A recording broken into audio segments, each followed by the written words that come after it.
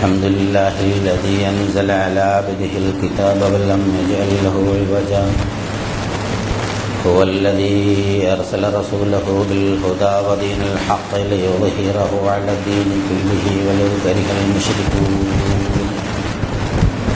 أشهد أن لا إله إلا الله وحده لا شريك له وأشهد أن محمدا عبده ورسوله اللهم صل على محمد وعلى آل محمد كما صليت على إبراهيم وعلى آل إبراهيم اللهم بارك على محمد وعلى آل محمد كما باركت على إبراهيم وعلى آل إبراهيم في العالمين إنك حميد مجيد.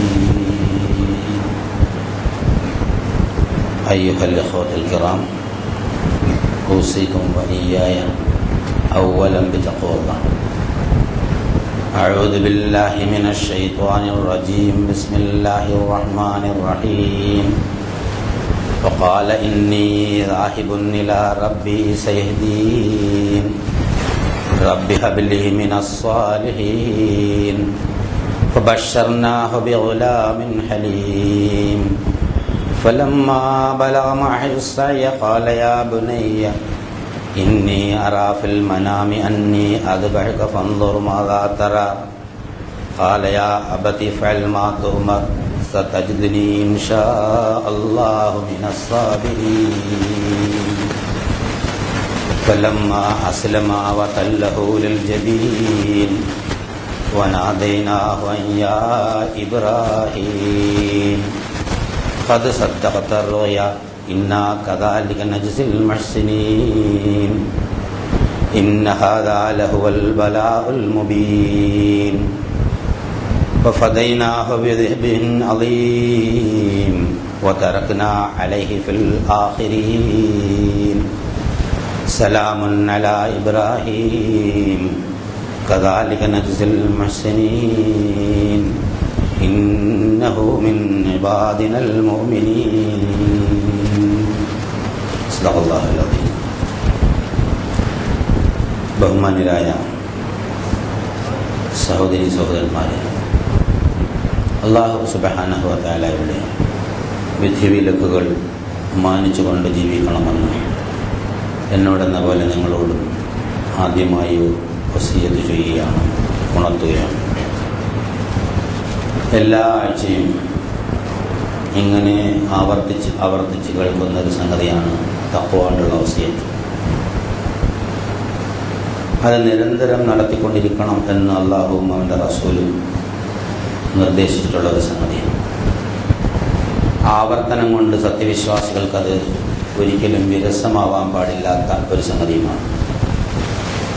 ആവർത്തനം മനുഷ്യ ജീവിതത്തിൻ്റെ ഒരു അനിവാര്യതയായി അല്ലാഹു സുബ്ഹാനഹു വ തആല തീരുമാനിച്ചിരിക്കുന്നു. നമ്മുടെ നിത്യജീവിതം പരിശോധിച്ചാൽ നമുക്ക് മനസ്സിലാക്കാൻ സാധിക്കുന്ന ഒരു സംഗതി, ആവർത്തനങ്ങളുടെ ഒരു മഹാപ്രളയമാണ് ജീവിതമെന്നാണ്.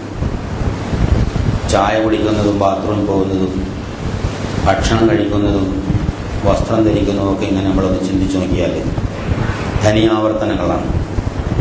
പല ആവർത്തനങ്ങളും മനുഷ്യന് മടുപ്പും അതുപോലെ വിരസതയും ഒക്കെ ഉണ്ടാക്കാറുണ്ടെങ്കിലും ഇഷ്ടപ്പെട്ട ആവർത്തനങ്ങൾ എപ്പോഴും മനുഷ്യന് അനുഭൂതിയും ആവേശവുമാണ് ഉണ്ടാക്കുക എന്നുള്ളതാണ്. നമുക്കിഷ്ടപ്പെട്ട ഒരു സംഗതി ആവർത്തിച്ച് പറഞ്ഞുകൊണ്ടിരിക്കുക, വന്നുകൊണ്ടിരിക്കുക എന്നത് മനുഷ്യന് ഇഷ്ടപ്പെടുന്നൊരു സംഗതിയാണ്. അപ്പോൾ തഖ്വ കൊണ്ടുള്ള വസിയ്യത്ത് അള്ളാഹുവിനെ സംബന്ധിച്ച് പറയുന്നതും പ്രവാചകന്മാരെ കുറിച്ച് പറയുന്നതും ഒക്കെ ആവർത്തിച്ച് തന്നെ പറഞ്ഞു കൊടുക്കണം. മനുഷ്യ മനസ്സിന് അല്ലെങ്കിൽ മറന്നു പോകും. ഇത് അള്ളാഹു നിശ്ചയിച്ച ഒരു വ്യവസ്ഥയാണ്. അതുകൊണ്ട് തന്നെ ഖുർആനിൽ ഒരുപാട് സ്ഥലങ്ങളിൽ ആവർത്തിച്ച് തന്നെ പറയുന്നുണ്ട്. നമസ്കാരം തന്നെ ആവർത്തനത്തിൻ്റെ ഒരു മഹാപ്രളയം. ഫാത്തിഹ ഇങ്ങനെ ആവർത്തിച്ച് പറഞ്ഞുകൊണ്ടിരിക്കും. അതിൽ പ്രധാനപ്പെട്ട ഇഹ്ദിനസ് സിറാത്തൽ മുസ്തഖീം എന്ന് ആവർത്തിച്ച് തന്നെയാണ് പറഞ്ഞുകൊണ്ടിരിക്കുന്നത്. ആവർത്തനം ഒരിക്കലും സത്യവിശ്വാസ മനസ്സുകൾക്ക് വിരസമാവാൻ പാടില്ല എന്നാണ് ഇസ്ലാമിൻ്റെ നിലപാട്. അത് വിരസമാവുകയാണെങ്കിൽ നമുക്ക് അതിനോടുള്ള താല്പര്യം അത്രയേ ഉള്ളൂ എന്ന് നമ്മൾ സ്വയം മനസ്സിലാക്കുകയാണ് വേണ്ടത്. കഴിഞ്ഞ 2-3 ഖുതുബകളിൽ ഇബ്രാഹിം നബി അലൈഹി ഇസ്ലാമയുടെ ജീവിതത്തെ ചുറ്റിപ്പറ്റിയുള്ള കുറേ സംഗതികൾ പറഞ്ഞു. ലോകം ഇബ്രാഹിമി സ്മരണകൾ അധികമായി ഓർത്തുകൊണ്ടിരിക്കുന്ന ഒരു സന്ദർഭമാണ്. മനുഷ്യന് ജീവിത മാർഗദർശനം നൽകിക്കൊണ്ട് ഖുർആൻ അവതരിപ്പിച്ച അല്ലാഹു സുബ്ഹാനഹു വ തആല പ്രവാചകൻ സല്ലല്ലാഹു അലൈഹി വസല്ലമയ്ക്ക് ഒരുപാട് പഴയകാല കഥകൾ പറഞ്ഞു കൊടുത്തിട്ടുണ്ട്. ആദം നബിയുടെ കഥ പറഞ്ഞു കൊടുത്തിട്ടുണ്ട്. നൂഹ് നബിയുടെയും ഹൂദ് നബിയുടെയും സ്വാലിഹ് നബിയുടെയും ഇബ്രാഹിം നബിയുടെയും ഇസ്മായിൽ നബിയുടെയും ഇസ്ഹാഖ് നബിയുടെയും അയ്യൂബ് നബിയുടെയും ഷുഐബ് നബിയുടെയും ഹാറൂൻ നബിയുടെയും മൂസ നബിയുടെയും ഒക്കെ കഥകൾ പറഞ്ഞു കൊടുത്തിട്ടുണ്ട്. ഈസാ നബിയുടെ കഥകൾ, യൂനുസ് നബിയുടെ കഥകൾ. ഇവിടെയൊക്കെ കഥകൾ പറയുക എന്നുള്ളതല്ല യഥാർത്ഥത്തിൽ അള്ളാഹു ഉദ്ദേശിക്കുന്നത്. അത് മനുഷ്യ മനസ്സിന് കഥ കേൾക്കാനൊരു താല്പര്യം ജനിപ്പിക്കുകയും ആ കഥയിലൂടെ അവരുടെ ജീവിതത്തിൻ്റെ സംഭവങ്ങളിലെ സന്ദേശം എന്താണ് എന്ന് മനുഷ്യഹൃദയങ്ങളിലേക്ക് ആഴത്തിൽ പതിപ്പിക്കുകയുമാണ് ഖുർആൻ ഇതുകൊണ്ട് ഉദ്ദേശിക്കുന്നത്. മൂസാ നബിയുടെ കഥകളാണ് ഏറ്റവും കൂടുതൽ ഖുർആനിൽ ആവർത്തിച്ച് പറഞ്ഞിട്ടുള്ള ഒരു സംഗതി. പല ഭാഗങ്ങളും എടുത്തെടുത്ത് പറയും. അത് കഴിഞ്ഞാൽ ഏറ്റവും കൂടുതൽ പറയുന്ന 2-3 നബിമാരാണ് ഇബ്രാഹിം നബിയും അതുപോലെ തന്നെ ഈസാ നബിയുടെയും. അതിൽ ഇബ്രാഹിമിൻ്റെ കഥ പറയുന്നിടത്തൊക്കെ ഇബ്രാഹിമിനെ പിന്തുടരണം, മില്ലത്തെ ഇബ്രാഹിം ഇത്തബിഅ മില്ലത്തെ ഇബ്രാഹിം ഹനീഫ എന്നൊക്കെ പറയുന്നത്. ഇബ്രാഹിമിൻ്റെ മില്ലത്തിനെ, പാതയെ, മാർഗത്തെ പിന്തുടരണമെന്നാണ്. അതിലൊരു ഐക്യതമുണ്ട്. അതായത് മക്കയിലുണ്ടായിരുന്ന ഖുറൈശികൾ ഇബ്രാഹിമി പാരമ്പര്യം അവകാശപ്പെടുന്നവരായിരുന്നു. മദീനയിലുണ്ടായിരുന്ന ജൂതന്മാർ ഇബ്രാഹിമി പാരമ്പര്യം അവകാശപ്പെടുന്നവരായിരുന്നു. അതുപോലെ ക്രിസ്ത്യാനികളും ഇബ്രാഹിമി പാരമ്പര്യം അവകാശപ്പെടുന്നവരാണ്. ചുരുക്കത്തിൽ ഇന്ന് ലോകത്തുള്ള മുഴുവൻ മനുഷ്യരും മതവുമായി ബന്ധപ്പെട്ട എല്ലാ ആളുകളും ഇബ്രാഹിമി പാരമ്പര്യം അവകാശപ്പെടുന്ന ആളുകളാണ്. അല്ലെങ്കിൽ ഇബ്രാഹിമിനെ ബഹുമാനിക്കുന്നവരും ആദരിക്കുന്നവരുമാണ്. അത് ബൈബിളിലായാലും തോറയിലായാലും ഖുർആനിലായാലും മറ്റു പല വേദഗ്രന്ഥങ്ങളിലുമൊക്കെ ഇബ്രാഹിമിനെ കുറിച്ച് പരാമർശമുണ്ട്. അബ്രഹാം എന്നാണ് ബ്രാഹ്മണ്യമുണ്ടായത് എന്ന് വരെ ഗവേഷണം നടത്തി പറയുന്ന പണ്ഡിതന്മാരുണ്ട്. മധ്യേഷ്യയിൽ നിന്ന് വന്ന ആര്യന്മാർ അവരുമായി ബന്ധപ്പെട്ട കഥകളിലും ഇബ്രാഹിമിൻ്റെ പരാമർശങ്ങൾ ധാരാളം കാക്കാറുണ്ട്. ഇബ്രാഹിം ഒറ്റയ്ക്ക് ഒരു ഉമ്മത്തായിരുന്നു എന്ന് അല്ലാഹു സുബ്ഹാനഹു വ തആല പറയുന്നു. ഒരു മനുഷ്യനെ ഒരു ഉമ്മത്തായി, ഒരു സമുദായമായി ചിത്രീകരിക്കുക എന്ന് പറഞ്ഞൊരു നിസ്സാരമായ സംഭവമല്ല. അദ്ദേഹത്തിൻ്റെ ജീവിതത്തിൽ സംഭവിച്ച ഒരുപാട് സംഗതികൾ അത് നമ്മളോട് പകർത്താൻ പറയാണ്. അതായത് ഇന്നി ജഅലുക ലിന്നാസ് ഇമാമ, നിന്നെ ഞാൻ ജനങ്ങൾക്ക് നായകനാക്കുന്നു എന്ന് പറഞ്ഞപ്പോൾ നമ്മളോട് അല്ലാഹു സുബ്ഹാനഹു വ തആല കൽപ്പിച്ചത് വജഅൽനാ ലിൽ മുത്തഖീന ഇമാമ എന്ന് ദുആരക്കാൻ വേണ്ടിയാണ്. ഞങ്ങളെ നീ മുത്തഖീങ്ങളെ, സൂക്ഷ്മത പാലിക്കുന്നവരുടെ നേതാവാക്കി തരണേ എന്ന് ദുആരക്കാൻ വേണ്ടിയാണ്. അപ്പോൾ ഇബ്രാഹിം നബി അലൈഹി സ്വലാമയെ നേതാവാക്കി എന്ന് പറഞ്ഞ് നമ്മളോട് നേതാവ് ആക്കി തരണേ എന്ന് പ്രാർത്ഥിക്കാൻ പറഞ്ഞു. ആ നേതാവിൽ മാതൃകയുണ്ടോ എന്ന് പറഞ്ഞു. അപ്പോൾ ഇബ്രാഹിമിൻ്റെ ജീവിതം ഉടനീളം ഒരു മാതൃക എന്നുള്ള നിലയിൽ പകർത്താൻ പ്രവാചകനോട് പറഞ്ഞു. അത് അനുയായികളെ പഠിപ്പിച്ച് പകർത്തി ലോകാവസാനം വരെ നിലനിർത്താനുള്ള ഉത്തരവാദിത്വം ഈ സമുദായത്തിന് അല്ലാഹു തആല ഏൽപ്പിച്ചിട്ടുണ്ട്. അതുമായി ബന്ധപ്പെട്ടാണ് നമ്മൾ ഹജ്ജും ബലി പെരുന്നാളും ഒക്കെ ആഘോഷിക്കുന്നതൊക്കെ നമുക്കറിയാം. നമ്മളും ഹജ്ജിലെ ആളുകൾ ഒരുപാട് ആളുകൾ പോയി. കുറേ ആളുകൾക്ക് ഇവിടുന്ന് പോകാൻ സാധിച്ചിട്ടില്ല എങ്കിലും അല്ലാഹു സുബ്ഹാനഹു വ തആല തീരുമാനിച്ച് ഇബ്രാഹിമിൻ്റെ വിളിയെ കേട്ട് ഈ വർഷം എത്തണമെന്ന് വിചാരിച്ച ആളുകളൊക്കെ അവിടെ എത്തിക്കഴിഞ്ഞിരിക്കുന്നു. അവരെല്ലാം അവരുടെ മനസ്സ് ഹജ്ജിന് വേണ്ടി ഇങ്ങനെ വെമ്പൽ കൊണ്ട് ത്രസിച്ചു കൊണ്ടിരിക്കുകയാണ്. ഹജ്ജിന് പോകാത്ത നമ്മളും മാനസികമായി സത്യവിശ്വാസികൾ അവിടേക്ക് ഇങ്ങനെ ചുറ്റിക്കറങ്ങുമെന്നുള്ളത് ഒരു യാഥാർത്ഥ്യം മാത്രമാണ്. അപ്പോൾ ഇബ്രാഹിമി പാരമ്പര്യത്തിൽ യഥാർത്ഥത്തിൽ നമ്മൾ പിന്തുടരേണ്ടത് എന്താണ് എന്നതിനെ സംബന്ധിച്ച് പല ആളുകളും അവ്യക്തമായ അതിന് നിലപാടുകളാണ് സ്വീകരിക്കുന്നത് എന്ന് അവരുടെ ജീവിതം കണ്ടാൽ നമുക്ക് മനസ്സിലാക്കാൻ സാധിക്കും. ഇബ്രാഹിമിൻ്റെ സംഭവങ്ങൾ ഒരുപാട് എടുത്തു പറയും. നാട്ടിലെ വമ്പൻ കാരണവർ, അതായത് നാട്ടിലെ ഏറ്റവും പ്രമുഖനായ ഒരാൾ, വരേണ്യവർഗത്തിൻ്റെ തലതൊട്ടപ്പൻ, അദ്ദേഹത്തിന് വിഗ്രഹപൂജയും വിഗ്രഹ നിർമ്മാണവും വിഗ്രഹ കച്ചവടവും ഉണ്ടായിരുന്നു. അദ്ദേഹം നാട്ടിലെ രാജാവിൻ്റെ ഏറ്റവും വലിയ ആളാണ്. അദ്ദേഹമാണ് ഇബ്രാഹിമിൻ്റെ പിതാവ്. അവിടെയുള്ള തർക്കങ്ങളെക്കുറിച്ചും ഉണ്ടായ തർക്കങ്ങളെക്കുറിച്ചൊക്കെ പറഞ്ഞു. ആ തർക്കങ്ങൾക്ക് ശേഷം നാട്ടുകാരുമായി തർക്കിക്കുന്നതിനെ സംബന്ധിച്ച് ഖുർആനിൽ സവിസ്തരം പറയും. മുമ്പൊരിക്കൽ അതിവിടെ സവിസ്തരം വിശദീകരിക്കേണ്ടായി. അത് കഴിഞ്ഞതിന് ശേഷം വിഗ്രഹ പഞ്ചനം, അതായത് വിഗ്രഹങ്ങളെ തട്ടി തകർത്ത് കഴുത്തിൽ കെട്ടി തൂക്കും, വലിയ വിഗ്രഹത്തിൻ്റെ കഴുത്തിൽ കെട്ടി തൂക്കാനുള്ള ഒരു നിയോഗമാണ് അള്ളാഹു സുബ്ഹാനഹു വ തആല ഇബ്രാഹിമിനെ ഏൽപ്പിച്ചത്. അതും ഇബ്രാഹിം നബി നിർവഹിച്ചു. ആ നാടാകെ ഇളകി മറിയുകയും ജനങ്ങൾ ഇബ്രാഹിമിനെ പിടിച്ച് തീക്കുണ്ടത്തിലെറിയുകയും ചെയ്തു. ഇതൊക്കെ പച്ചയായ യാഥാർത്ഥ്യമാണ്. തീക്കുണ്ടത്തിലേക്ക് പോകുന്ന ഇബ്രാഹിമിൻ്റെ മനോനില യഥാർത്ഥത്തിൽ ഞാൻ അള്ളാഹു സുബ്ഹാനഹു വ തആലയിലേക്ക് പോകുന്നു എന്നുള്ളതാണ്. അവിടെ അള്ളാഹു സുബ്ഹാനഹു വ തആല രക്ഷിക്കുന്നു. അതായത് ആദർശത്തിന് വേണ്ടി പ്രയാസം തരണം ചെയ്യുന്ന ആളുകളെ ഇബ്രാഹിമിനെ രക്ഷിച്ചതുപോലെ ഏത് തീക്കുണ്ടത്തിൽ നിന്നും രക്ഷിച്ചോളും എന്നുള്ള ഒരു സന്ദേശം ആ ജീവിതത്തിലൂടെ നിങ്ങൾക്ക് ലഭിക്കുന്നില്ലേ എന്നതാണ് ആ സംഭവം ചൂണ്ടിക്കാണിച്ചുകൊണ്ട് അള്ളാഹു സുബ്ഹാനഹു വ തആല ചോദിക്കുന്നത്. തീക്കുണ്ട സംഭവത്തിന് ശേഷം അവിടെ നിന്ന് രക്ഷപ്പെട്ടതിന് ശേഷം അദ്ദേഹത്തിന് നാട്ടിൽ നിൽക്കാൻ പറ്റാതാവുകയും അദ്ദേഹം അവിടെ നിന്ന് ഹിജ്റ പോവുകയും ചെയ്തു. എല്ലാ നബിമാരുടെയും ജീവിതത്തിൽ ഹിജ്റ ഉണ്ടായിട്ടുണ്ട്. നമുക്കറിയാം മുഹമ്മദ് നബി സല്ലല്ലാഹു അലൈഹി വസല്ലമയുടെ ജീവിതത്തിൽ ഹിജ്റ ഉണ്ടായി. ഹിജ്റ കലണ്ടറാണ് നമ്മൾക്കുണ്ട്, നമ്മൾ ഹിജ്റ ആഘോഷിക്കുന്നുണ്ട്. മൂസാ നബിയുടെ ജീവിതത്തിലുണ്ടായ ഏറ്റവും വലിയൊരു ഹിജ്റ, അതാണ് മനുഷ്യ ചരിത്രത്തിലെ ഏറ്റവും വലിയ ഹിജ്റ. അതായത് ഈജിപ്തിൽ നിന്ന് വാഗ്ദത്ത ഭൂമിയായ പലസ്തീനിലേക്ക് ഒരു വലിയ സമൂഹം കൊണ്ടുപോകുന്നത് 40 വർഷമെടുത്താണ് ആ ഹിജ്റ പൂർത്തിയാക്കിയത് എന്ന് നമുക്ക് മനസ്സിലാക്കാൻ കഴിയും. റസൂലുള്ളാഹി സ്വല്ലല്ലാഹു അലൈഹി വസല്ലമയുടെ ഹിജ്റ 3 ദിവസം കൊണ്ട് അവസാനിക്കേണ്ടായി. ഇബ്രാഹിം നബിയുടെ ഹിജ്റ അതിനേക്കാൾ കുറെ കൂടി നീണ്ടു നിന്നുള്ളതാണ്. യൂനുസ് നബിയുടെ ഹിജ്റ അനുമതി കിട്ടാത്ത ഹിജ്റ ആയതുകൊണ്ട് അതിൻ്റെ പേരിൽ അദ്ദേഹം ശിക്ഷിക്കപ്പെടുകയും ചെയ്തു എന്ന്. അപ്പോൾ എല്ലാ പ്രവാചകനും ഹിജ്റ എന്ന് പറഞ്ഞു കഴിഞ്ഞാൽ ഒരവസ്ഥയിൽ നിന്ന് മറ്റൊരവസ്ഥയിലേക്കുള്ള ഒരു മാറ്റമാണ്. ഒരു നാട്ടിൽ നിന്ന് മറ്റൊരു നാട്ടിലേക്ക് പോകുന്ന വെറും ഒരു പലായനമല്ല, ശാരീരികം എന്നതിനുപരി അതിൽ മാനസികമാണ്. ഒരവസ്ഥയിൽ നിന്ന് മറ്റൊരവസ്ഥയിലേക്ക് പോകുന്നു.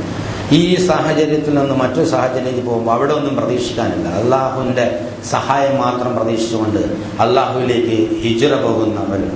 ഇവിടെ ഇബ്രാഹിം നബിയുടെ ഹിജ്റയുമായി ബന്ധപ്പെട്ട് അതിനോടനുബന്ധിച്ച് വരുന്ന ഒരു കടുത്ത പരീക്ഷണത്തിൻ്റെ, നമുക്കറിയുന്ന തന്നെ പരീക്ഷണത്തിൻ്റെ മറ്റു ചില വശങ്ങൾ സൂറത്ത് സ്വാഫാത്തിൽ, അതായത് 37-ാമത്തെ അധ്യായത്തിലെ 99 മുതൽ 111 വരെയുള്ള വാചകങ്ങളാണ് ആദ്യമായി ഞാനിവിടെ ഓതിവെച്ചത്. അതുമായി ബന്ധപ്പെട്ടിട്ടാണ് ഈ ആഴ്ച ഇത് വിശദീകരിക്കുന്നത്. ഇബ്രാഹിമിൻ്റെ ജീവിതത്തിൻ്റെ മറ്റു ചില വശങ്ങൾ സൂറത്തുൽ ബഖറയിലും അതുപോലെയുള്ള ആമിൽ ഇമ്രാനിൽ വന്ന ചില വശങ്ങൾ കഴിഞ്ഞ ആഴ്ചയും അതിൻ്റെ ആഴ്ചയും ഒക്കെ വിശദീകരിക്കുകയുണ്ടായി. ഇവിടെ അല്ലാഹു സുബ്ഹാനഹു വ തആല പല സംഭവങ്ങളും എടുത്തു പറഞ്ഞിട്ട് പെട്ടെന്ന് തന്നെ അദ്ദേഹത്തിൻ്റെ ഹിജ്റയിലേക്ക് കടക്കുന്ന ഒരു രംഗം ചിത്രീകരണം നടത്തുന്നത് നമുക്ക് കാണാൻ സാധിക്കും. വഖാല ഇന്നി ദാഹിബുൻ ഇലാ റബ്ബി സയദീൻ. അദ്ദേഹം പറഞ്ഞു, ഇബ്രാഹിം നബി പറഞ്ഞു, ഞാൻ അള്ളാഹുവിലേക്ക് പോവുകയാണ്. ഇലാ റബ്ബി, എൻ്റെ രക്ഷിതാവിലേക്ക് ഞാൻ ഉള്ള പ്രയാണത്തിലാണ് ഞാൻ. സയഹദീൻ, അവൻ എന്നെ മാർഗദർശനം ചെയ്യും. പോകുമ്പോൾ ഇബ്രാഹിം നബി യഥാർത്ഥത്തിൽ ഭാര്യയും കുറഞ്ഞ ആളുകളുമായിട്ടാണ് പോയെന്നാണ് ചരിത്ര ഗ്രന്ഥങ്ങളിൽ നിന്ന് നമുക്ക് മനസ്സിലാക്കാൻ സാധിക്കുന്നത്. ഇബ്രാഹിമിൻ്റെ ആ പ്രയാണം യഥാർത്ഥത്തിൽ ജനിച്ചു വളർന്ന നാട് വിട്ടുള്ള ഒരു പോക്കാണ്. ഒരു നിസാരമായ ഒരു സംഭവമായി നമ്മൾ അങ്ങകലെ സഹസ്രാബ്ദങ്ങൾക്ക് മുമ്പ് ഇറാഖിൽ സംഭവിച്ച ഒരു സംഭവമായിട്ട് നമ്മളിതിനെ ചിന്തിച്ചാൽ അത്ര വലിയൊരു ആഘാതം നമ്മുടെ മനസ്സിലുണ്ടാവില്ല. നമ്മൾ ഓരോരുത്തരും ഇമാമാവണം എന്ന് ദ്വാരക്കാനാണല്ലോ പറഞ്ഞത്. അപ്പോൾ ഓരോരുത്തരും ഇബ്രാഹിം ആവുക എന്നതാണ് അതിൻ്റെ സന്ദേശം. നമ്മൾ ഇബ്രാഹിമാണ്, ഇപ്പോൾ അള്ളാഹുവിൻ്റെ മുന്നിലേക്കാണ് എന്നുള്ള നിലയിൽ ഈ ആയത്തുകളെ സമീപിച്ചാൽ ഹൃദയത്തിൽ തീർച്ചയായും നമുക്ക് കിടിലം അനുഭവപ്പെടുന്നതാണ്. ഉറ്റവരെയും ഉടയവരെയും വിട്ട് ഇബ്രാഹിം നബി പോവുകയാണ്. തൻ്റെ കുഞ്ഞിക്കാലുകൾ, ശൈശവദശയിലുള്ള ജീവിതം, ചെറുബാല്യത്തിലുള്ള ജീവിതം, കൗമാരത്തിലുള്ള ജീവിതം, തൻ്റെ വികാരങ്ങൾ എഴുകിച്ചേർന്ന നാട്, ഒരുപാട് ബന്ധനങ്ങളുമുള്ള നാട്, ഒരുപാട് സ്നേഹിക്കുകയും ആദരിക്കുകയും ചെയ്ത മനുഷ്യന്മാർ എല്ലാം വിട്ടറിഞ്ഞിട്ട് അവിടെ നിന്ന് നിക്കക്കള്ളിയില്ലാതെ അള്ളാഹുവിൻ്റെ നിർദ്ദേശപ്രകാരം പോകുമ്പോൾ അദ്ദേഹം ഹൃദയംഗമായൊരു പ്രാർത്ഥന പ്രാർത്ഥിച്ചു. ഏകദേശം ജീവിതത്തിൻ്റെ ഒരു പ്രത്യേകമായ പ്രായത്തിലേക്ക് അദ്ദേഹം എത്തിക്കൊണ്ടിരിക്കുന്ന സന്ദർഭത്തിലാണ് ഈ സംഭവം ഉണ്ടായതെന്ന് ഇത് നമുക്ക് മനസ്സിലാക്കാൻ സാധിക്കും. റബ്ബി ഹബ്ലി മിനസ് സാലിഹീൻ, പടച്ച തമ്പുരാനെ, സാലിഹീൻ സദ്വൃത്തപ്പെട്ട ഒരു കുട്ടിയെ നീ എനിക്ക് സംഭാവന നൽകണേ, എനിക്കൊരു കുഞ്ഞു നൽകണേ എന്ന് അദ്ദേഹം ആ യാത്രയിൽ പ്രാർത്ഥിക്കുകയാണ്. അല്ലാഹ് പറയാ ഫബശ്ശർന, അപ്പോൾ നാം ശുഭവാർത്ത നൽകി, ബിഗുലാമിൻ ഹലീം, ഒരു സൗമ്യശീലനായ ഒരു മകനെ കുറിച്ച് ഞാൻ അവന് അന്നേരം ശുഭവാർത്ത നൽകി. ആ ഹലീം എന്ന വാക്കിന് തന്നെ വലിയ പ്രത്യേകതയുണ്ട്. കാരണം പിന്നീട് വരാൻ പോകുന്ന സംഭവങ്ങളെ ആ വാക്കുമായിട്ട് അല്ലാഹു സുബ്ഹാനഹു വ തആല ബന്ധിപ്പിക്കുകയാണ്. സാലിഹീങ്ങളിൽപ്പെട്ട ഒരു കുട്ടിയെ എനിക്ക് തരണേ എന്ന് ഇബ്രാഹിം പ്രാർത്ഥിക്കുകയാണ്. അല്ലാഹ് പറയുന്നു, സൗമ്യനായ ഒരു കുട്ടിയെ നിനക്ക് നാം നൽകുന്നതാണെന്ന്. ഫലമ്മാ ബലഗ മഅസ്സഇ, അപ്പോൾ ആ സൗമ്യനായ കുട്ടിയെ കിട്ടുന്ന കാര്യം പെട്ടെന്ന് പറഞ്ഞുകൊണ്ട് ഒരുപാട് വർഷങ്ങൾക്ക് ശേഷമുള്ള മറ്റൊരു സംഭവത്തിലേക്ക് പെട്ടെന്ന് ഖുർആൻ മായുകയാണ്. ഈ പോക്കിലാണ് ഈജിപ്തിലെത്തിയതും അവിടെ താമസിച്ചതും ഹാജറിനെ ഭാര്യയായി കിട്ടുന്നതും ഇസ്മായിൽ എന്ന സന്താനം പിറക്കുന്നതും അവരെ അദ്ദേഹം കൂട്ടിക്കൊണ്ടുവന്ന് മക്കയിലെ മൊട്ടക്കുന്നിൽ ആൾപ്പാർപ്പില്ലാത്ത സ്ഥലത്ത് താമസിപ്പിക്കുന്നതും അവിടെ നിന്ന് അദ്ദേഹത്തിൻ്റെ കുടുംബത്തിനും തലമുറകൾക്കും മൊത്തം സമുദായത്തിനും വേണ്ടി ഹൃദയംഗമായി മലഞ്ചെരുവിൽ നിന്ന് ഇബ്രാഹിം അലൈഹിസ്സലാം പ്രാർത്ഥിക്കുന്നതുമൊക്കെ ആ രംഗങ്ങളെല്ലാം വിട്ടുകളഞ്ഞുകൊണ്ട് അല്ലാഹു സുബ്ഹാനഹു വ തആല പെട്ടെന്ന് തന്നെ ഫലമ്മാ ബലഗ മഅഹു സഅയു, അതായത് അവൻ ആ കുട്ടി വളർന്നു വലുതായപ്പോൾ, അവനോടൊപ്പം പ്രവർത്തിക്കാൻ പ്രായമായപ്പോൾ, അതായത് വന്യവയോധികനായ ആയിക്കൊണ്ടിരിക്കുന്ന ഇബ്രാഹിം കുട്ടി വളർന്നു വലുതായിക്കൊണ്ടിരിക്കുന്നു. തനിക്ക് സഹായവും സൗഹൃദവും സഹകരണവുമൊക്കെ കിട്ടുമെന്നുള്ള ഒരു പ്രതീക്ഷയുള്ളൊരു കാലമായിരിക്കുന്നു. ഒരുപാട് കാലം കുട്ടികളില്ലാതിരുന്ന ഇബ്രാഹിമിന് ഒരു കുട്ടിയെ ചോദിച്ച് കിട്ടിയപ്പോൾ വളരെ സന്തോഷമുണ്ടായി. ഒരു കഥ പറഞ്ഞു കേൾക്കുന്നുണ്ട്. ഇബ്രാഹിം നബി അലൈഹിസ്സലാമ ഒരുപാട് കാലം കുട്ടികളില്ലാതെ ദീനി പ്രവർത്തനം നടത്തിക്കൊണ്ടിരിക്കുമ്പോൾ അള്ളാഹുവിനോടുള്ള മഹത്തായ അടുപ്പം കൊണ്ട് എന്ത് ത്യാഗത്തിനും തയ്യാറായ ഒരു മാനസികാവസ്ഥ ഉണ്ടായിരുന്നു. അപ്പോൾ ഒരിക്കൽ അദ്ദേഹം സുഹൃത്തുക്കളോട് പറഞ്ഞുപോലും, അതായത് എനിക്കൊരു കുട്ടി ഉണ്ടായാൽ അവന് ഞാൻ അള്ളാഹുവിന്റെ മാർഗത്തിൽ ബലി കഴിപ്പിക്കാൻ പോലും മടിക്കുകയില്ല എന്ന് ഇബ്രാഹിം സംഭാഷണ മധ്യേ പറഞ്ഞതായിട്ട് ചില ചരിത്ര ഗ്രന്ഥങ്ങളിൽ നമുക്ക് മനസ്സിലാക്കാൻ സാധിക്കും. അതിന്റെ ആധികാരികത എന്താണെന്ന് അറിയില്ല, എങ്കിലും അത്തരം സംഭവങ്ങൾ മുൻഗാമികളിൽ ഉണ്ടായിട്ടുണ്ട് എന്നുള്ളത് നമുക്ക് ചരിത്രത്തിൽ നിന്ന് തന്നെ മനസ്സിലാക്കാം. ഖുറൈശി കുലപതിയായ അബ്ദുൽ മുത്തലിബ് നബി സല്ലല്ലാഹു അലൈഹി വസല്ലമയുടെ പിതാമഹൻ ഒരിക്കൽ കഅബയുടെ അടുത്ത് നിന്ന് പറയുകയുണ്ടായി, അല്ലാഹുവേ, നീ എനിക്ക് 10 ആൺമക്കളെ തരികയാണെങ്കിൽ അതിലൊരുത്തന് ഞാൻ ഇവിടെ ഈ കഅബയിൽ കൊണ്ടുവന്ന് കുരുതി നൽകിയേക്കാം എന്ന് പ്രാർത്ഥിക്കുകയും 10 ആൺമക്കൾ ഉണ്ടാവുകയും എന്നിട്ട് അവസാനം വാക്ക് പാലിക്കാൻ വേണ്ടി 10 ആൺമക്കളുടെ പേരിൽ ഞറക്കിട്ടപ്പോൾ അള്ളാഹുവിന്റെ പ്രവാചകന്റെ പിതാവായ അബ്ദുള്ളയുടെ പേരാണ് ആ ഞറക്കിൽ വന്നതെന്നും പിന്നെ ജനങ്ങളെല്ലാം കൂടിയിട്ട് ആ ഞറക്കില് 9 ഒട്ടകങ്ങളെയും, ചിലരാളുകൾ 10 എന്ന് പറയുന്നു, ചിലർ 9 ഒട്ടകങ്ങളും അബ്ദുള്ളന്റെ പേരും കൂടെ ഇടുക. അങ്ങനെ 1-ാം പ്രാവശ്യം ഇട്ടപ്പോഴും അബ്ദുള്ളന്റെ പേര് വന്നു, 2-ാം പ്രാവശ്യം ഇട്ടപ്പോഴും അബ്ദുള്ളന്റെ പേര് വന്നു, 3-ാം പ്രാവശ്യം ഇട്ടപ്പോഴും, അങ്ങനെ 9 പ്രാവശ്യം ഇട്ട് കഴിഞ്ഞതിന് ശേഷം ആ ഓരോ പ്രാവശ്യം കൂടെ ഞറക്കിടുമ്പോഴും ആ മറ്റേ ഒട്ടകങ്ങളെ മുഴുവൻ ബലിയർപ്പിക്കാൻ അള്ളാഹുവിന് ബലിയർപ്പിക്കാൻ അബ്ദുൽ മുത്തലിബ് തീരുമാനിക്കാനും അവസാനം അബ്ദുള്ളയുടെ പേര് വന്നത്, അബ്ദുള്ളയുടെ പേര് ഒഴിവായ ഒട്ടകത്തിന്റെ പേര് വന്നത് 10-ാമത്തെ ഞറക്കെടുപ്പിലാണെന്ന് ആധികാരികമായ ചരിത്ര ഗ്രന്ഥങ്ങളിൽ നിന്ന് നമുക്ക് മനസ്സിലാക്കാൻ സാധിക്കും. അവിടെ അള്ളാഹു സുബ്ഹാനഹു വ തആല അന്ന് അബ്ദുള്ളയെ ബലിയർപ്പിക്കാൻ വേണ്ടി അബ്ദുൽ മുത്തലിബിന് അനുവാദം കൊടുത്തിരുന്നെങ്കിൽ പ്രവാചകൻ സല്ലല്ലാഹു അലൈഹി വസല്ലമ പൂജാതമാകുമായിരുന്നില്ല എന്ന് നമുക്കറിയാം. അതുകൊണ്ട് അതൊക്കെ അള്ളാഹുവിന്റെ ചില തീരുമാനങ്ങളുടെ കാര്യമാണ്. അത്തരം ചില സംഭവങ്ങളൊക്കെ മുൻഗാമികളുണ്ടായി. ഇബ്രാഹിം നബിയും സന്ദർഭവശാൽ അങ്ങനെ പറഞ്ഞിരിക്കാൻ സാധ്യതയുണ്ടാകും. അപ്പൊ ഇബ്രാഹിമിന്റെ ആ പറച്ചിലിന്റെ ഗൗരവം എത്രമാത്രമാണ് എന്നത് അള്ളാഹു തആല പരീക്ഷിച്ചറിഞ്ഞുകൊണ്ട് നമ്മൾ ചില സംഗതികൾ പറയുമല്ലോ, ഞാൻ അങ്ങനെ ചെയ്യും, ഞാൻ ഇങ്ങനെ ചെയ്യുമെന്ന്. അത് വെറും പറച്ചിലാണോ അതല്ല പ്രായോഗിക ജീവിതത്തിൽ പ്രായോഗികമാക്കാൻ സന്നദ്ധമാണോ എന്ന് തിരിച്ചറിയാൻ വേണ്ടി പരീക്ഷണപ്പെടുത്തുമ്പോൾ നമ്മൾ ഇബ്രാഹിമിനെ പോലെ അചഞ്ചലമായ ഈമാനികമായ ആ നിലപാടിൽ തന്നെ ഉറച്ചു നിൽക്കുമോ എന്നാണ് ഇതുമായി നമ്മളെ ജീവിതത്തിൽ തട്ടിച്ചു നോക്കാനുള്ളത്. ഖാലയാ ബുനയ്യ, അദ്ദേഹം പറഞ്ഞു, എൻ്റെ പ്രിയപ്പെട്ട കുഞ്ഞെ, മകനെ, ഇന്നി അറാഫിൽ മനാമി അന്നി അദ്ബഹക, ഞാൻ നിന്നെ അറുക്കുന്നതായി സ്വപ്നം കണ്ടിരിക്കുന്നു. അവിടെ വ്യക്തമായി ജിബ്രീൽ അലൈഹിസ്സലാം എന്ന് പറയുന്നതല്ല, ഒരു സ്വപ്നമാണ്. വേണമെങ്കിൽ ഇബ്രാഹിമിന് ഒരു പേക്കിനാവാണ് എന്ന് പറഞ്ഞ് തള്ളിക്കളയാമായിരുന്നു. ഈ സ്വപ്നത്തിലൂടെ ഒരു സന്ദേശം കിട്ടിയപ്പോൾ ഇബ്രാഹിമിന് മനസ്സിലായി, തീർച്ചയായും അത് തൻ്റെ രക്ഷിതാവിൽ നിന്നുള്ള ഒരു നിർദ്ദേശമാണ്. യാതൊരു സംശയവും അദ്ദേഹം പ്രകടിപ്പിച്ചില്ല. അദ്ദേഹം മകനോട് പറയാ, അദ്ദേഹം അചഞ്ചലനായില്ല, ബേജാറായില്ല, വെപ്രാളം കൊണ്ടില്ല.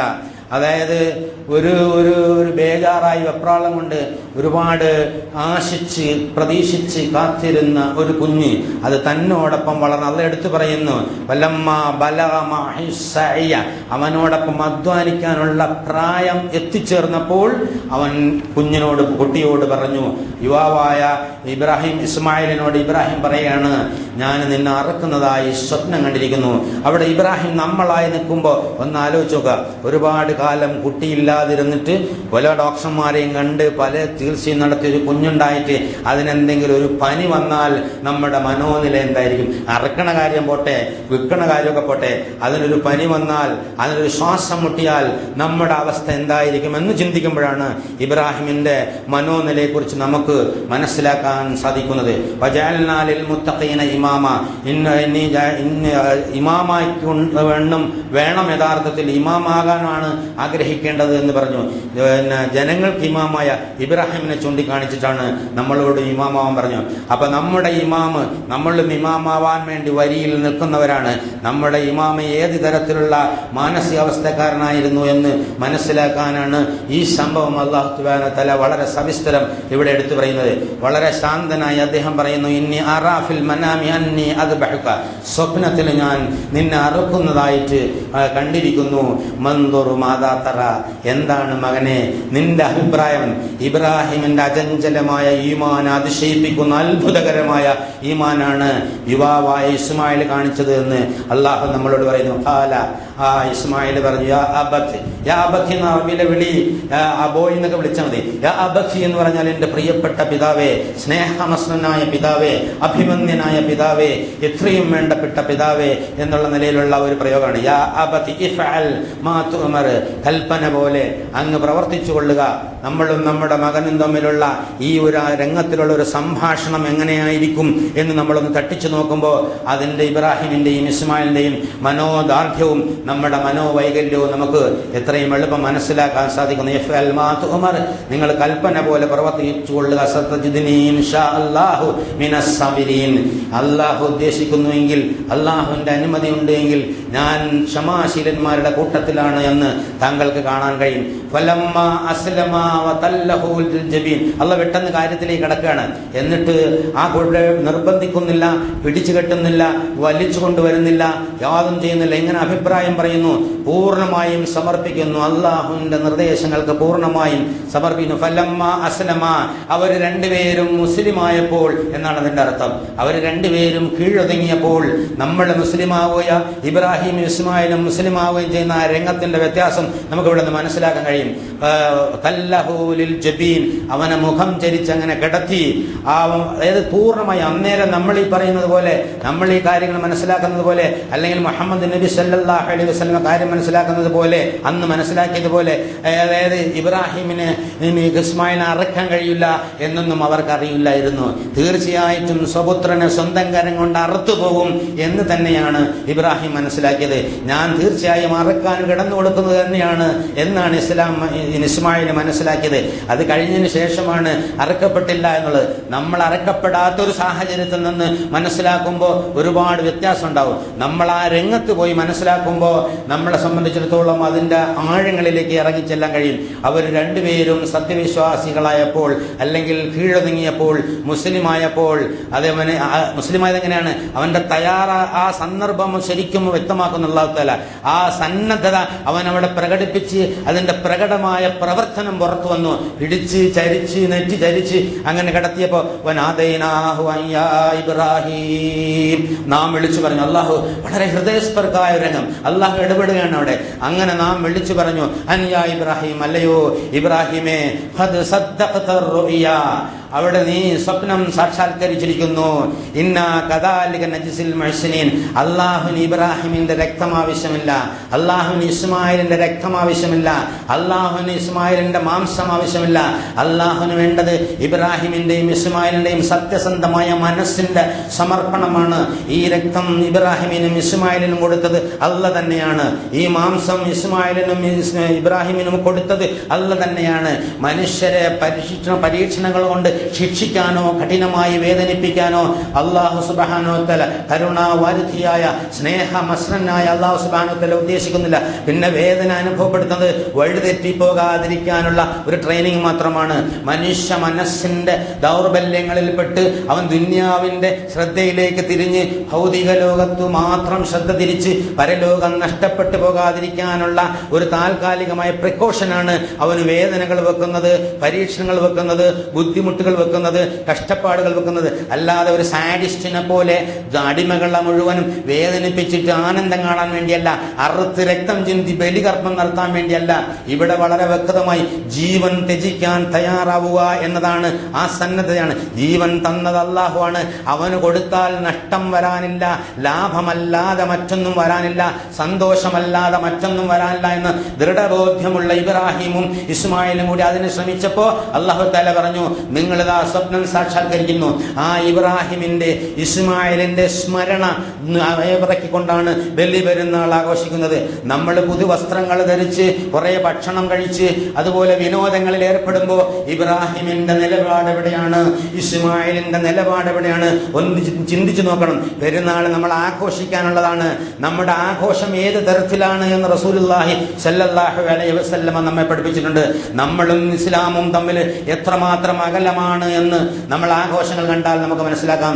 നമ്മൾ ഇങ്ങനെ അർത്ഥശൂന്യമായ ഒരുപാട് സംഗതികളിൽ അത് ആമഗ്നമായി പെരുന്നാൾ ആഘോഷിക്കുന്ന ആളുകളുണ്ട്. അതുപോലെ തന്നെ ലേശം മറ്റതടിച്ച് പെരുന്നാൾ ആഘോഷിക്കുന്ന ഈ സമുദായത്തിൽപ്പെട്ട ആളുകളുണ്ട് എന്നുള്ളതിന്റെ തെളിവ് ഇവിടെ ബിവറേജസ് കോർപ്പറേഷന്റെ കണക്ക് വരുമ്പോൾ, മുസ്ലിം പ്രദേശങ്ങളിൽ വിറ്റഴിച്ച ആ സാധനത്തിന്റെ കണക്ക് വരുമ്പോഴാണ് അവനും ഈ സമുദായത്തിൽപ്പെട്ടത് തന്നെയാണ്. ഒന്ന് മനസ്സിലാക്കണം. ഇവിടെ ഈ ബലി പെരുന്നാളിന്റെ സ്മരണകൾ എന്താണ്, പെരുന്നാൾ ദിന ചിന്തകൾ എന്താണ്? ജീവൻ അള്ളാഹുവിന് വേണ്ടി വെറുപ്പിക്കാൻ വേണ്ടി ഒരു പ്രവാചകൻ, 2 പ്രവാചകന്മാർ സന്നദ്ധരായി അള്ളാഹുവിന്റെ മുന്നിലേക്ക് കീഴടങ്ങി കൊടുക്കണം. അതിനാണ് മുസ്ലിം ആവുക എന്ന് പറയുന്നത്. നമ്മൾ മുസ്ലിം ആകുന്നതും ഇബ്രാഹിം ഇസ്മായിൽ മുസ്ലിം ആകുന്നതും തമ്മിലുള്ള വ്യത്യാസം ഒന്ന് നമുക്ക് ഇവിടുന്ന് മനസ്സിലാക്കാൻ കഴിയും. അത് നോക്കി പഠിക്കാനാണ്. ഇബ്രാഹിം, നീ ഇബ്രാഹിമിന്റെ പാത പിന്തുടരുക പ്രവാചകരെ. എന്നിട്ട് ഇബ്രാഹിമിന്റെ പാത നിന്റെ അനുയായികൾക്ക് പഠിപ്പിച്ചു കൊടുക്കുക. അവർ ഈ ദുന്യാവിന്റെ ആർഭാട ലഹരിയിൽ ആഘോഷത്തിമുറിപ്പിൽ അങ്ങ് നടക്കുകയാണല്ലോ. ഇതാണ് ബലി പെരുന്നാളിന്റെ സന്ദേശം എന്നവർക്ക് നീ പറഞ്ഞു കൊടുക്കുക എന്ന് പറഞ്ഞിട്ട് ഇന്നാ കദാലിക നജ്സിൽ മുഹ്സിനീൻ ഇന്ന ഹാദാ ലഹുവൽ ബലാഉൽ മുബീൻ, അതിൽ വ്യക്തമായ ഒരു പരീക്ഷണമുണ്ട് എന്നുള്ളതാണ്. ഫദൈനാഹു ബിദിബ്ഹിൻ അളീം, അവിടെയാണ് അല്ലാഹു തആല ഒരു ആടിനെ കൊടുത്തത്, ഒരു ഉത്തമമായ ഒരു ബലിമൃഗത്തെ നൽകുകയും എന്നിട്ട് അത് ബലിയർപ്പിക്കുകയും ചെയ്തു. ഇത് ഇറച്ചി കച്ചവടം നടത്താനല്ല. നമുക്ക് പൈസ ഉണ്ടെങ്കിൽ അങ്ങാടിയിൽ പോയി ഏറ്റവും നല്ല മാടിനെ വാങ്ങിയിട്ട് നമ്മളത് അതിന്റെ യാതൊരു തരത്തിലുള്ള ഷർത്തും ഫർളും ഒന്നും പാലിക്കാതെ വെട്ടിയറുത്ത് നാട്ടിൽ വിതരണം ചെയ്താൽ ഇബ്രാഹിമിന്റെ ഖുർബാനാവില്ല, റസൂലുള്ളാഹി സ്വല്ലല്ലാഹു അലൈഹി വസല്ലം കാണിച്ച ഖുർബാനാവില്ല. ഇറച്ചി കച്ചവടക്കാർക്ക് ലാഭം ഉണ്ടാക്കാനുള്ള ഒരു ഇറച്ചി കച്ചവടം മാത്രമേ ആവുകയുള്ളൂ എന്ന് ഉദ്ഹിയ്യത്ത് കൊടുക്കുമ്പോൾ നമ്മൾ മനസ്സിലാക്കേണ്ടതുണ്ട് എന്ന് അല്ലാഹു സുബ്ഹാനഹു വ തആല ഇതിലൂടെ പഠിപ്പിക്കുന്നു.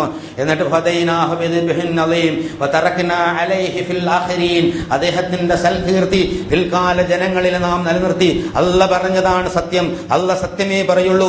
ഇന്ന് MSSന്റെ ഈ ഇവിടെ നിന്നുകൊണ്ട് നമ്മൾ ഇബ്രാഹിം നബിയെ സ്മരിക്കുന്നു. വതറക്നാ അലൈഹി ഫിൽ ആഖിരീൻ, ഇവിടെ മാത്രമല്ല ലോകത്തിന്റെ നാനാഭാഗത്തും ഇബ്രാഹിമിന്റെ സൽകീർത്തിയെ, അദ്ദേഹത്തിന്റെ ക്ഷമയെ, അദ്ദേഹത്തിന്റെ സത്യവിശ്വാസത്തെ, അദ്ദേഹത്തിന്റെ കീഴൊതുങ്ങലിലെ, അദ്ദേഹത്തിന്റെ അട്ടിപ്പതറാത്ത ഈമാനെ, പരലോകത്തെ സംബന്ധിച്ച് ദൃഢമായ ബോധ്യത്തെക്കുറിച്ച് നമ്മൾ പ്രശംസിച്ച് പ്രസംഗിക്കുന്നുണ്ട്. അതല്ല പറഞ്ഞതാണ്, അല്ല വാഗ്ദാനം ചെയ്താണ്. ഈ ലോകാവസാനം വരെ ലോകത്തുടനീളം അത് ഉണ്ടായിക്കൊണ്ടേയിരിക്കും. അത് പറഞ്ഞെന്ന മുഹമ്മദ് നബി സല്ലല്ലാഹു അലൈഹി വസല്ലമയെ നമ്മൾ വാനോളം പുകഴ്ത്തിക്കൊണ്ട് പറയുന്നു. സലാമുൻ അലാ ഇബ്രാഹിം, ഇബ്രാഹിമിന് സമാധാനമെന്ന് അല്ലാഹു തആല ആശംസിക്കുന്നു. കദാലിക നജ്സിൽ മുഹ്സിനീൻ, അങ്ങനെ ഈ ദൗർബല്യങ്ങളെല്ലാം അതിജയിച്ചുകൊണ്ട് മൃദുല വികാരങ്ങളെ വരിഞ്ഞു മുറുക്കിക്കൊണ്ട് അള്ളാഹുവിലേക്ക് ശ്രദ്ധ തിരിക്കുന്ന സത്യവിശ്വാസികൾ കീഴൊതുങ്ങുമ്പോൾ അവർക്ക് അള്ളാഹു നൽകുന്നത് ഇത്തരം രീതിയിലുള്ള പ്രതിഫലമാണ് എന്ന് അല്ലാഹു തആല പറയും. ഇന്നഹു മിൻ ഇബാദിനൽ മുഅ്മിനീൻ, അവൻ സത്യവിശ്വാസികളായ എന്റെ ദാസന്മാരിൽ പെട്ട ആള് തന്നെയാണ്. നമ്മളും അങ്ങനെ തന്നെയാണ്, സത്യവിശ്വാസികളായ ദാസന്മാരിൽ പെട്ടതാണ്. ഇബ്രാഹിമും ഇസ്മായിലും നാമും തമ്മിൽ എത്രമാത്രം ദൂരമുണ്ട് എന്ന് നമുക്ക് ഓരോരുത്തർക്കും സ്വന്തം തന്നെ ചിന്തിച്ചാൽ മനസ്സിലാക്കാൻ സാധിക്കുന്നതാണ്. അങ്ങനെ ചിന്തിക്കുന്ന ഒരു പെരുന്നാൾ ദിന ചിന്തകൾ നമുക്ക് അല്ലാഹു സുബ്ഹാനഹു വ തആല നൽകി അനുഗ്രഹിക്കുമാറാകട്ടെ.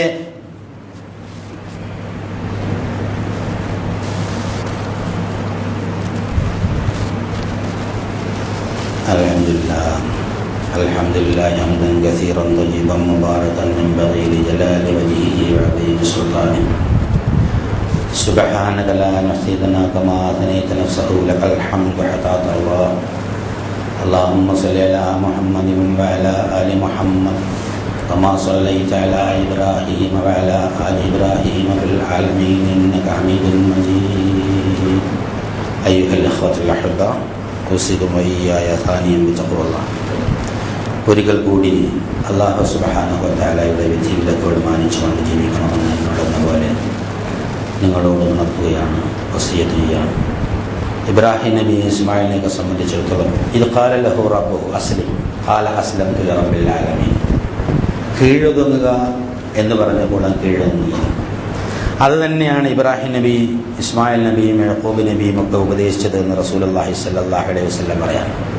വവസ്സാ ബിഹാ ഇബ്രാഹിമ ബനീഹി യഅ്ഖൂബ യാ ബനിയ ഇന്നല്ലാഹ അസ്തഫാ ലക്കുമുദ്ദീന വലാ തമൂതുന്ന ഇല്ലാ വഅൻതും മുസ്ലിമൂൻ. എൻ്റെ പ്രിയപുത്രന്മാരെ, അല്ലെങ്കിൽ പുത്ര, നിങ്ങൾക്ക് ഈ ദീൻ വിശിഷ്ടമായ അല്ലാഹു സുബ്ഹാനഹു വ തആല തിരഞ്ഞെടുക്കുന്നു. ഇബ്രാഹിമിൻ്റെ മാർഗ്ഗം, ഇസ്മായിലിൻ്റെ, ഇസ്ഹാഖിൻ്റെ, യാഖൂബിൻ്റെ, അയ്യൂബിൻ്റെ, ഷുഐബിൻ്റെ, ഹാറൂൻ്റെ, മൂസയുടെ, അല്ലസയുടെ, ദുൽഖിഫിലിൻ്റെ, ദാവൂദിൻ്റെ, സുലൈമാൻ്റെ, ഇല്യാസിൻ്റെ, ഈസയുടെ മഹാപ്രവാചകന്മാരുടെ ഒരു വലിയ നിര തന്നെ അവിടെ ഉണ്ട്. അഭിമാനിക്കാൻ വകയുള്ളത് സത്യവിശ്വാസികൾക്ക് മാത്രമാണ്. അവിടെയാണ് യഥാർത്ഥത്തിൽ അന്തസ്സും ആഭിജാത്യവും വലില്ലാഹിൽ ഇസ്സത്തു വലി റസൂലിഹി വലിൽ മുഅ്മിനീൻ. അള്ളാഹുവിനും റസൂലിനും സത്യവിശ്വാസികൾക്കുമാണ് അള്ളാഹു പ്രതാപം നിശ്ചയിച്ചിരിക്കുന്നത്. ആ പ്രതാപന്മാരുടെ നിലയിലൂടെയാണ് നമ്മൾ സത്യവിശ്വാസത്തിലേക്ക് കടന്നു പോകുന്നത്.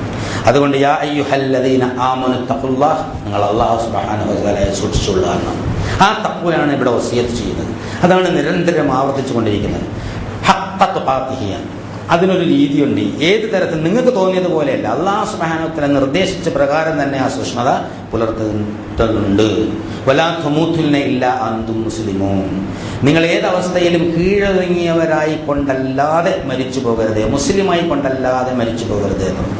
അപ്പോൾ നമ്മൾ ആഘോഷങ്ങൾ നടത്തുമ്പോൾ, പെരുന്നാൾ ദിന ആഘോഷങ്ങൾ നടത്തുമ്പോൾ നമ്മൾ കീഴടങ്ങിയവരാണോ എന്ന് പരിശോധിക്കേണ്ടിയിരിക്കുന്നു എന്നുള്ളതാണ്. ബലിയുടെ സന്ദേശം ഇതാണ്. എല്ലാം അള്ളാഹുവിനെ ത്യജിക്കാൻ വേണ്ടി.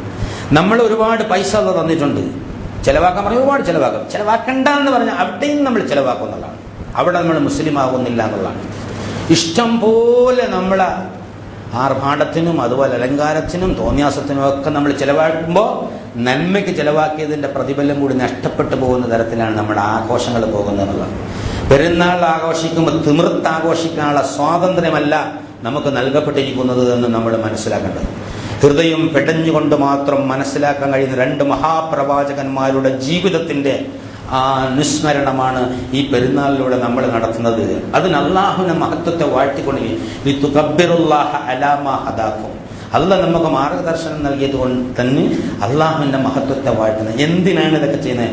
പരലോകത്തിൽ ശാശ്വതമായ ആഘോഷത്തിനും അനുഭൂതിക്കും ആസ്വാദനത്തിനും അർഹരാവാൻ വേണ്ടി.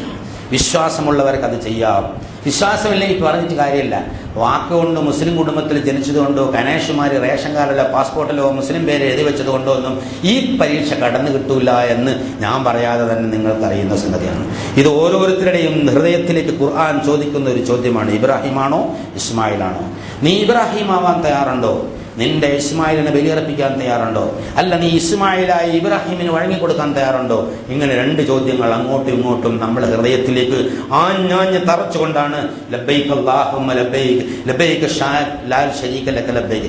അവരെന്താ അവിടെ പറയണത്? തയ്യാറാണ്, റെഡിയാണ്, ഞങ്ങളിതാ റെഡിയാണ്, കാത്തിരിക്കണം. എന്തിനാ ഇതിന് കാത്തിരിക്കുന്നു? അവർ ഇബ്രാഹിമിന്റെ ആ സ്ഥാനം കാണും, അവിടെ അവർ കല്ലെറിയും, അവർ സൈ നടത്തും. അപ്പൊക്കെ അവർ പറയണത് ഞങ്ങൾ തയ്യാറാണ് തയ്യാറാണ് തയ്യാറാണ് എന്നുള്ളതാണ്. ആ തയ്യാറാണെന്ന് പറച്ചിലും ജീവിതവും തമ്മിൽ ബന്ധമില്ലെങ്കിൽ അവർ ഹജ്ജ് ചെയ്യുന്നില്ല, ഹജ്ജ് ചെയ്തിട്ടില്ല, അതിന്റെ പ്രതിഫലവും അവർക്ക് ലഭിക്കൂല എന്നുള്ളതാണ്. അതുപോലെ തന്നെ നമ്മൾ ഓരോരുത്തരും. അപ്പൊ ഹജ്ജ് എന്ന് പറഞ്ഞത്, തീർത്ഥാടനം എന്ന് പറഞ്ഞ് അള്ളയിലേക്കുള്ള ഒരു പ്രയാണമാണ്. ഹിജ്റ പോലെ തന്നെ അള്ളയിലേക്കുള്ള പ്രയാണമാണ്.